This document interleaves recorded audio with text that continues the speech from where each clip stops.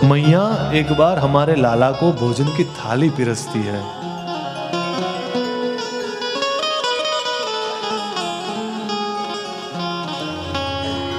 पर लाला थाली को देख रहे हैं, पर लाला आज भोजन ग्रहण नहीं कर रहे हैं।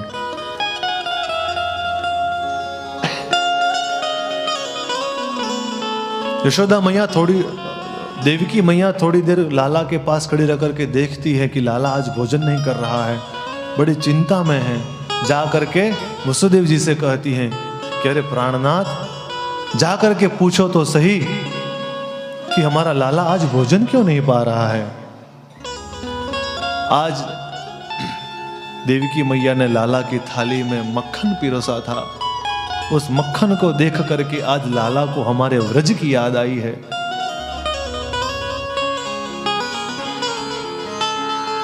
देवकी मैया करे कि अरे बाबा, बच्चा जन्मते ही हमने उसका लालन पालन नहीं किया है।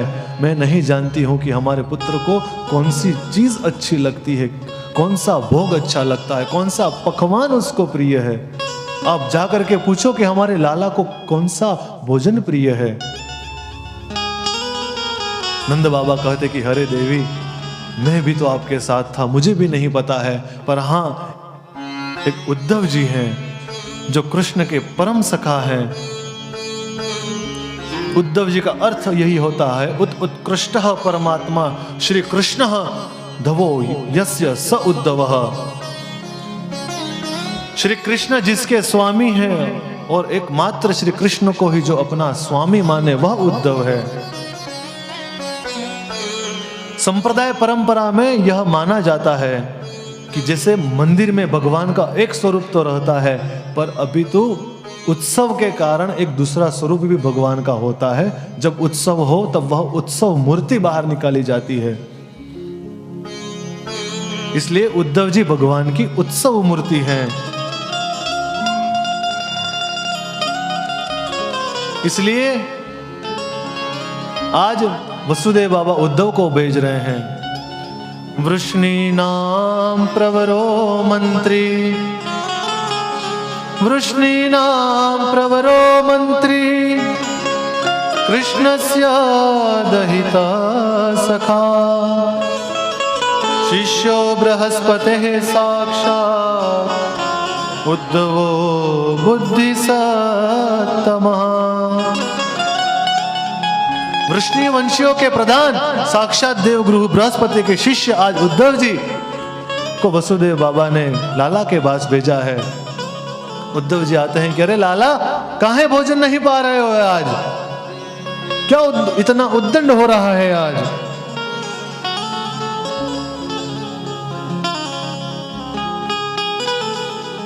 तो नहीं पता है कि तेरे भोजन न करने से वसुदेव बाबा और देवकी मैया को कितनी पीड़ा हो रही है। अपितु श्याम आज अपने मुख से कुछ भी नहीं बोल पा रहे हैं। अरे बोलता क्यों नहीं है, बोल। परम मित्र सखा है उद्धव जी श्री कृष्ण के। प्रभु कहते हैं कि हे उद्धव, देखो उस यमुना जी को। आज मुझे यमुना जी के प्रवाह में वो शोर नहीं सुनाई दे रहा है। यमुना जी की धारा में आज वह शोर मुझे नहीं दिख रहा है जो प्रतिदिन की भांति होता है। उधो मोहे ब्रज बिसरत नाही, वृंदावन गो कुल तन आवत, सगन तृणन की छाई। उधो मोहे ब्रज बिसरत नाही। उधो, आज मुझे मेरे व्रज की याद आ रही है।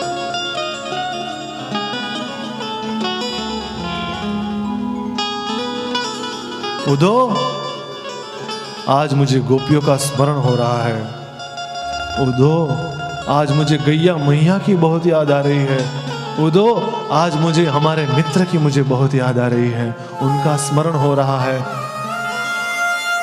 मैं उन व्रज वीथियों को याद कर रहा हूं उदो, कि जहां पर मैं अपने अधरों पर वंश स्थापित करके उन गैया मैयाओं को सुनाता था। आज उदो मुझे मेरे व्रज का स्मरण हो रहा है।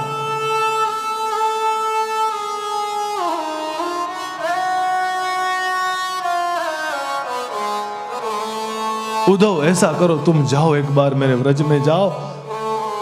मैंने झूठ कहा था यशोदा मैया से, उन गोपियों से कि परसों आगमिष्यामि, आज जाऊंगा, कल मेला देखूंगा, परसों आ जाऊंगा, पर आज उस बात के बरसों बीत गए हैं।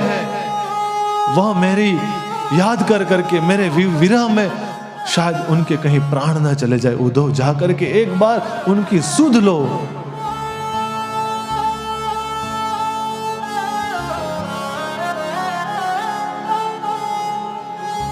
उद्धव जी कहते कि हे प्रभु, मैं बृहस्पति का शिष्य जहद अजहद लक्षणा का वर्णन करूंगा, योग का वर्णन करूंगा, क्या जानेंगी वो गवार गोपियां।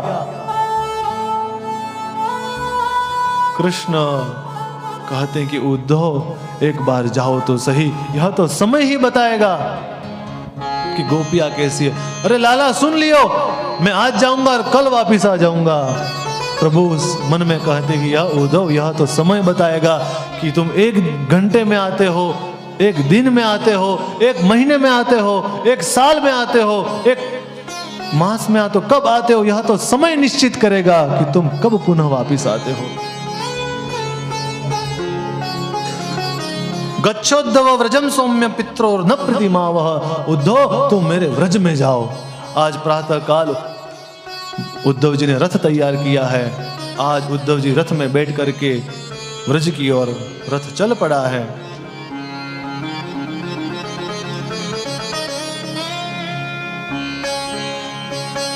सायंकाल होते होते आज व्रज में जैसे ही रथ प्रवेश कर रहा है, तो जिस दिन से कृष्ण व्रज छोड़ करके मथुरा गए थे, उस दिन से उनके मित्र मधुमंगल, सुदामा, श्रीदामा, उस मथुरा और व्रज का जो मार्ग था, प्रतिदिन प्रातःकाल सूर्योदय होते ही उस मार्ग में आकर के बैठ जाते और सांझ पर्यंत प्रतीक्षा करते कि हमारा मित्र कह करके गया था, यशोदा मैया से कहा था कि मैं आ जाऊंगा, पता नहीं कौन सी शाम को वह शाम हमको दर्शन दे। प्रातः काल आकर के मित्र उस मथुरा की तरफ जो मार्ग होता है आकर के बैठते हैं। सायंकाल हो जाता है, फिर भी कृष्ण नहीं आता है। नंद भवन में जाकर के यशोदा मैया नंद बाबा से कहते कि अरे मैया, तेरा लालो बड़ो निष्ठुर है, आज भी ना आयो। आज उद्धव जी का रथ व्रज में प्रवेश कर रहा है। जैसे ही रथ आया है, मधुमंगल, श्रीदामा, सुदामा, सुबल ने देखा है कि कोई रथ आ रहा है जो हमारे लाला को देखकर लेकर के गया था, हूबहू वैसा ही रथ आज आ रहा है। सभी मित्र भागे हैं उस रथ के सामने, दौड़े कि कहीं हमारा कृष्ण नहीं आ गया, हमारा मित्र नहीं आ रहा है, कहीं हमारा मित्र तो नहीं होगा। सभी मित्र जा रहे, अभी तो मधुमंगल उन झाड़ियों में ही छिप कर बैठा है। सुबल कह रहा है अरे मधुमंगल तू ना ही चलेगो। मधुमंगल कह रहा है कि तुम जाओ, मैं उस कृष्ण से रूठ गया हूं, वो छलिया है, झूठ बोल करके गया है, तुम जाओ, मैं नहीं आ रहा। बाकी के सभी मित्र जाते हैं उस रथ के सामने। जैसे ही आगे की ओर प्रस्थान करते हैं, मधुमंगल इन लोगों से भी अत्यधिक तेज गति में भाग करके जाता है। श्री दामा कहते कि अरे मधुमंगल, तू तो कह रहे हो कि कान्हा से रूठ गयो है। मधुमंगल कह रहा हो कि अरे मित्र, बरसों के बाद मेरा मित्र आ रहा है, आज एक बार उसे अपने गले से लगाना चाहता हूं, रूठ तो उससे मैं बाद में भी जाऊंगा। रथ आज व्रज में आया है। जैसे ही खड़ा रहा है, सभी मित्र देख रहे हैं और कह रहे हैं कि अरे मित्रों, यहां में हमारो कृष्ण ना हो सके, यदि हमारो कृष्ण हो तो तुरंत रथ से कूद जातो। जैसे ही पर्दा हटा करके देखते हैं, उद्धव जी कहते कि भैया जय श्री कृष्ण। सभी मित्र प्रणाम करते कि भैया जय श्री कृष्ण। उद्धव जी कहते हैं कि मैं बृहस्पति जी का शिष्य हूं, कृष्ण ने, आपके मित्र ने मुझे संदेशा लेकर के भेजा है, कृपा करके आप यह बताइए कि नंद भवन किस तरफ है। उद्धव जी रथ से नीचे उतरे हैं।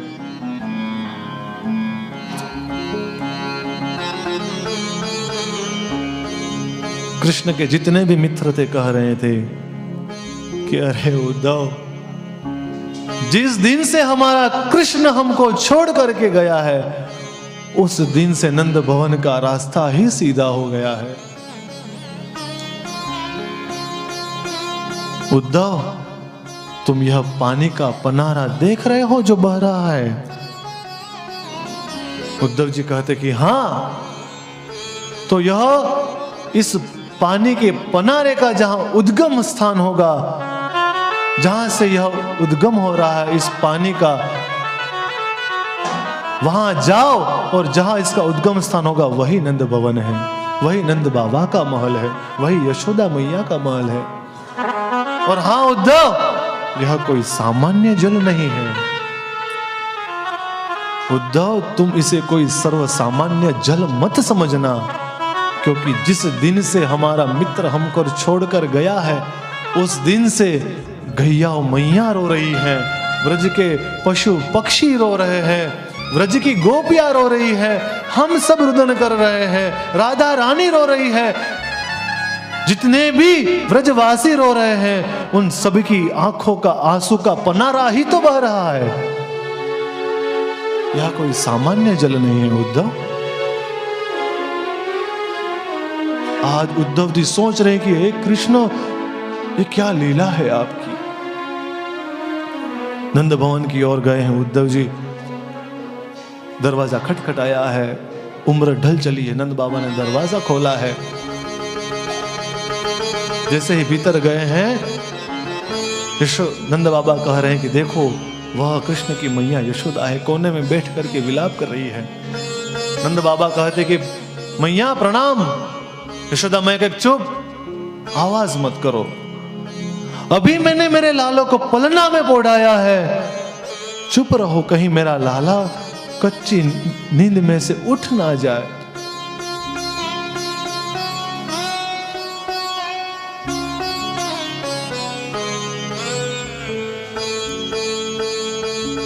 उद्धव जी कह रहे कि हे माता, आप जिनको अपना पुत्र मान रही हैं वह तो परमपिता साक्षात पर ब्रह्म है। न वह कभी जन्म लेता है, न कभी उसकी मृत्यु होती है, न कभी वह छोटा होता है, न कभी वह बड़ा होता है। तब यशोदा मैया उनको उद्धव जी का हाथ पकड़ करके अपने आंगन में ले जाती है। दूरी भरे अंग शोभित श्याम जो, तैसी बनी सिर सुंदर चोटी, खेलत खात फिरे अंगना, पग पे जनी बाजती पीर कछोटी। वांच बिकोरस खान विलोकत, वानत काम कला निज कोटि। काग के भाग को का कहिए हरि, हाथ सुले गयो माखन रोटी। है उद्धव, तुम ऐसा कह रहे कि वह कभी जन्म नहीं लेता है? अगर उसने जन्म नहीं लिया तो मेरे यहां आकर के मेरे हाथ का मक्खन खाया कैसे? मेरे हाथ से भोजन उसने पाया कैसे? उद्धव, मैं जानती हूं, जब वह आंगन में बैठ करके रोटी भोजन पा रहा होता है और एक कौवा आकर के उसके हाथ से रोटी छीन करके ले जाता है, तब वह रुदन करता है कि मैया मैया, यह कौवा मेरे हाथ से रोटी का निवाला लेकर के ले गया है। उद्धव, यदि वह परमात्मा होता तो एक छोटे से रोटी के टुकड़े के लिए वह रोता ही क्यों?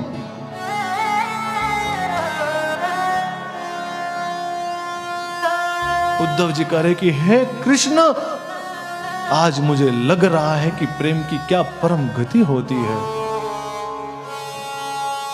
प्रेम का ही प्रश्न पत्र प्रेम की परीक्षा होती, प्रेम का प्रमाण पत्र मिलता जहां निराला है। उद्धव से ज्ञानी जहां आए प्रेम पढ़ने को, वृंदावन प्रेम की पवित्र पाठशाला है। एक श्री कृष्ण का परम सखा है अर्जुन, प्रेम से परिपूर्ण है, ज्ञान नहीं है। कुरुक्षेत्र में ज्ञान का ज्ञान गीता जी के माध्यम से ज्ञान करवाया है। उद्धव जी ज्ञान गण है, प्रेम नहीं है। प्रेम क्या होता है यह दर्शन कराने के लिए उद्धव जी को आज व्रज में भेजा है। अनंतरम उद्धव जी गोपियों का दर्शन करने के लिए जाते हैं। गोपियों से देखते हैं कि गोपियां एक दूसरे से वार्तालाप कर रही हैं। उसी समय एक भंवरा आ जाता है जो चारों तरफ गोपियों के पास मंडराता है, जिसको हम भ्रमर गीत कहते हैं। गोपियां उस भ्रमर को देख करके नंद नंदन यशोदा नंदन श्री कृष्ण को उलाहना दे रही हैं। मधुपकित व बंदो मास प्रशांग्रीम सपत्न्याः कुचलो विलुलित माला कुंकुमश्मश्र विरिणः वह तुम अधिपतिस्तन मानिनी नाम प्रसादम यदु सदस्य विडम्ब्यम यस्य दूतस्व मिद्र।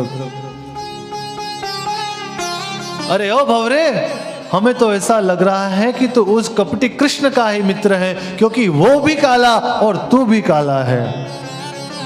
वह भी जन्म जन्म का काला है, वह भी जन्म जन्म का कपटी है। हम जानती हैं शूर्पणखा आई थी उसके पास तैयार होकर के, कैसे उसने उसको नकटी करके भगा दिया। वह इस जन्म का नहीं, जन्म जन्म का कपटी है। इसलिए भौरे तो यहां से चला जा, हम किसी भी काली वस्तु से संबंध नहीं रखना चाहती है। गोपियों के साथ उद्धव जी की बात, उद्धव जी जाकर के गोपियों के समझाते, अरे गोपियों सुनो, तुम योग के मार्ग पे चलो, जिसके द्वारा तुमको परम सिद्धि प्राप्त होगी। गोपियां कहती हैं कि उद्धव, सब मंत्र और तंत्र किया विधि से, मुरली ध्वनि मोहन मंत्र बड़ा है। हरे कृष्ण सभी षट व्यंजनों से, अधरामृत मोहन भोग बड़ा है। जग में वो औषधि है ही नहीं, सब प्रेम में, सब रोगों में प्रेम का रोग बड़ा है। जिसे योगी पतंजलि ने विरचा, उस योग से कृष्ण वियोग बड़ा है। किस योग की बात कर रहे हो उद्धव? उस योग से बढ़िया तो यह प्रेम ही रोग है।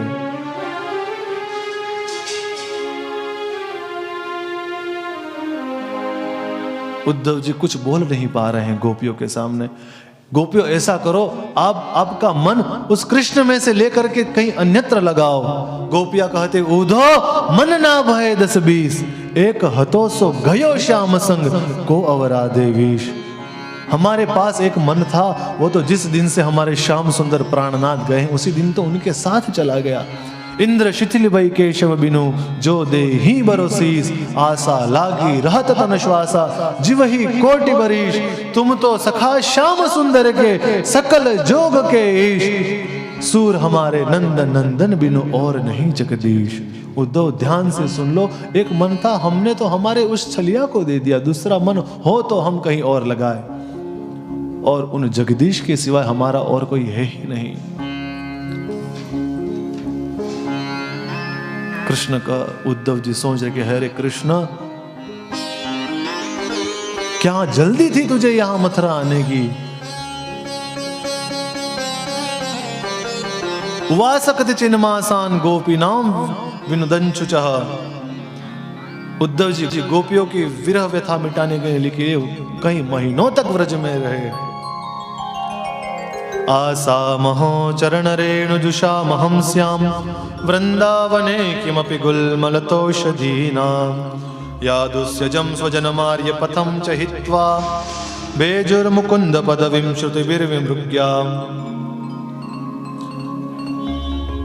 उद्धव जी विधाता से यह प्रार्थना कर रहे हैं कि हे विधाता, मुझे आप जन्म दो तो वृंदावन में जन्म देना, क्योंकि मैं इन गोपियों के चरणों की रज को अपने मस्तक पर धारण करना चाहता हूं।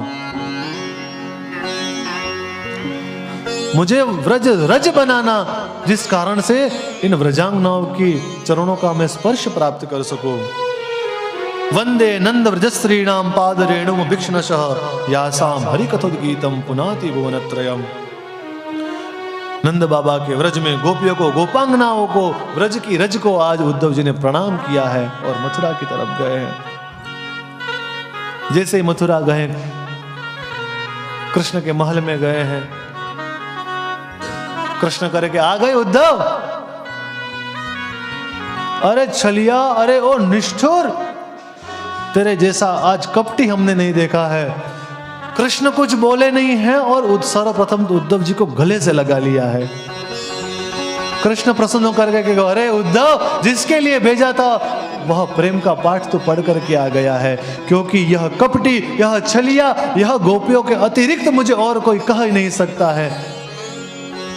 आज मानो उद्धव जी को हृदय से लगा करके आज उस व्रज रज का सुगंध का आज प्रभु ने स्मरण किया है, स्वाद लिया है। उद्धव जी कह रहे हैं कि लाला काहे छोड़ के आ गए हो? तब परमात्मा ने कहा कि उद्धव तनिक आंखें बंद करो। जैसे उद्धव जी ने आंखें बंद की हैं, अब कहा कि आंखें खोलो। तब पास में ही हमारी श्री किशोरी जी को, राधा जी को उद्धव जी ने देखा है। जितने भी गोपी ग्वाल थे सबको आज प्रभु ने दर्शन करवाया है और कह रहे हैं कि हे उद्धव, मैं तो इन व्रजांगनाओं को छोड़ करके अन्यत्र कहीं जाता ही नहीं हूं। वृंदावनम परित्यज्य पादमेकं न गच्छति, वृंदावन को छोड़ करके मैं अतिरिक्त कहीं जाता ही नहीं हूं।